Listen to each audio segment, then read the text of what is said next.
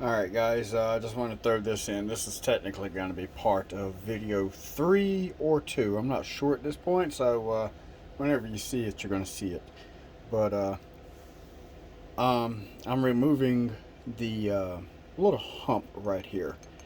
And I have been using my coping saw with a nice rough blade. I didn't go too coarse because it would cut much slower, and I'm going to clean up the cut after I get done.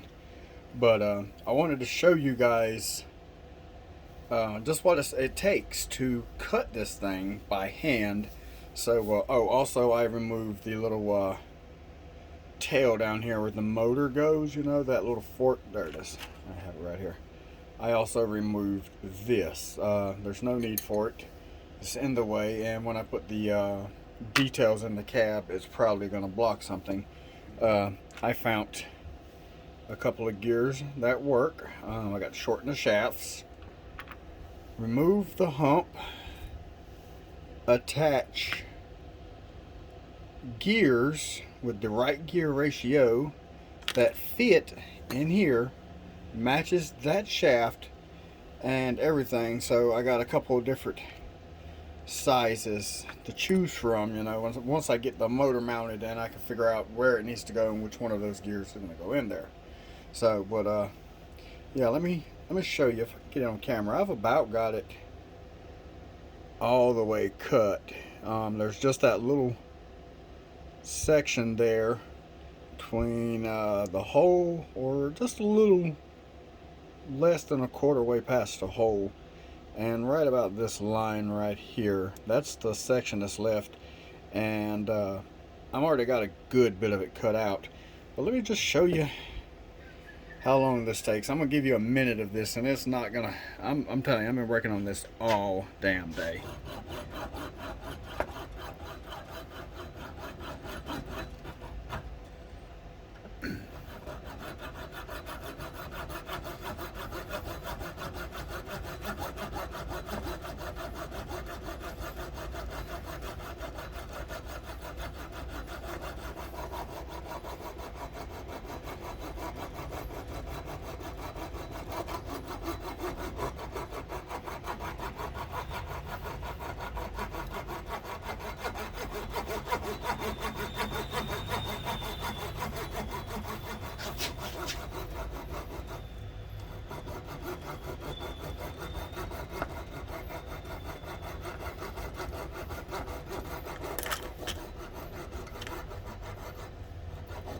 And when you do this, you're going to want to keep changing angles for a little while. You're going to want to cut on a steep angle like this, and then kind of, as you saw, start sawing up, and eventually you're going to want to take down that triangle on the other side.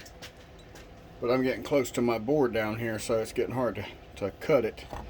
But doing that seems to make it cut a lot faster. So cut for a while 90 degrees, and then cut for a while, I guess I think that's 45, you know, and it helps a lot, and it helps keep the cut straight also. So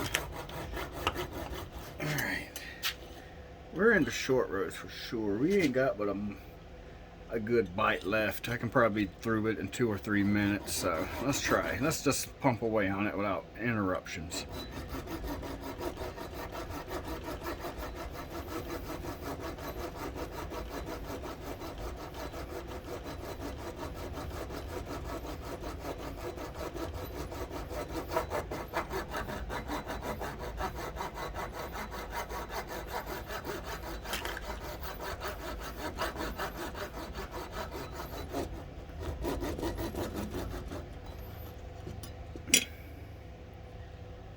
Try flipping it over. Let's cut it from the other way for a bit. I'm already got it notched this way too. So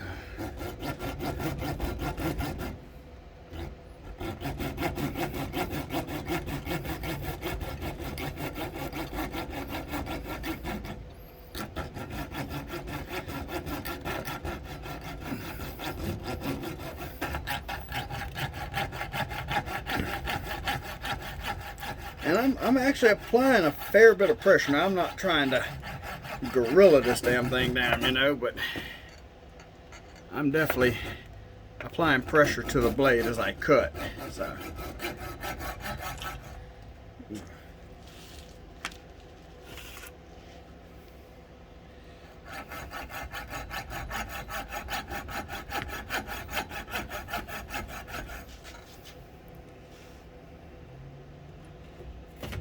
Hold my tray upright.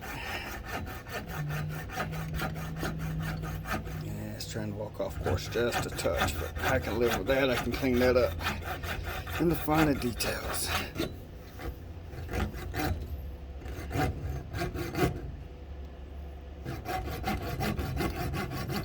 This is actually getting pretty warm. I might make this its own video at this point, but yeah, guys, I've been literally working on this since about 9:30 this morning. It's going on 4 o'clock now, and you know, my machine shop, there we go, she's moving, is backed up, and he couldn't get to me. He said it had been about 3 weeks. Jackpot. Woo, she's shiny.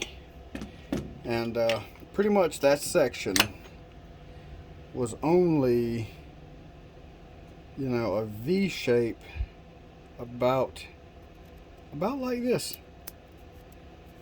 Just that little V shape. This area here.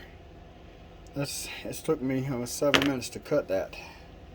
And it looks pretty straight. I mean, I know it ain't perfect, but it's pretty straight. So actually, I could probably just knock that down with a nice sander right quick. I left it high, just a touch intentionally, you know, just so it'd be easier to leave me something mill down and sand down than it would be to try to raise it up. So you can always take it off. You can't put it back on.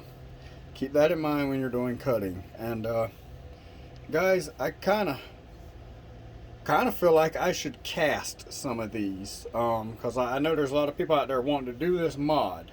So if anybody's interested in me modifying one for them, or you know, if you think there's a market for casting these as they are, like they are now, you know, so you can put the motor in. Matter of fact, let's check everything out right quick.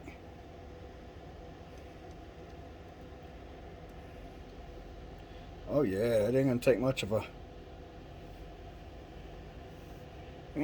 a gear at all to get on there.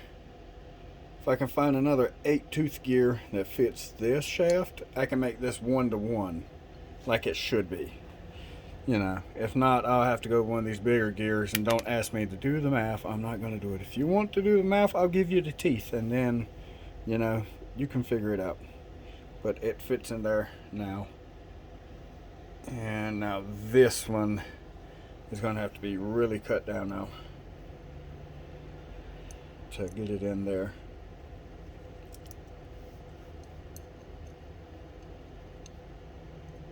So is that the right spot? Yeah. Oh, there we go. And you know, there we go. Now I'm going to shorten this shaft. And I have, let me find it, a jeweler's saw. And it has some really fine blades. And what I'm going to do is, instead of working all day slaving away to cut this brass flywheels down, I'm going to actually strap this down to the bench and fire it up. And when it gets to spinning, I'm just going to hold it and let her rip, Tater Chip, and just until she cuts herself. And she'll cut herself off like a nice pretty lathe. And then I can find a set of gears, you know, maybe I can get 1.1, 1.2, something like that to work. I have plenty of gears to choose from, and I have more too. But we're gonna get this thing working soon.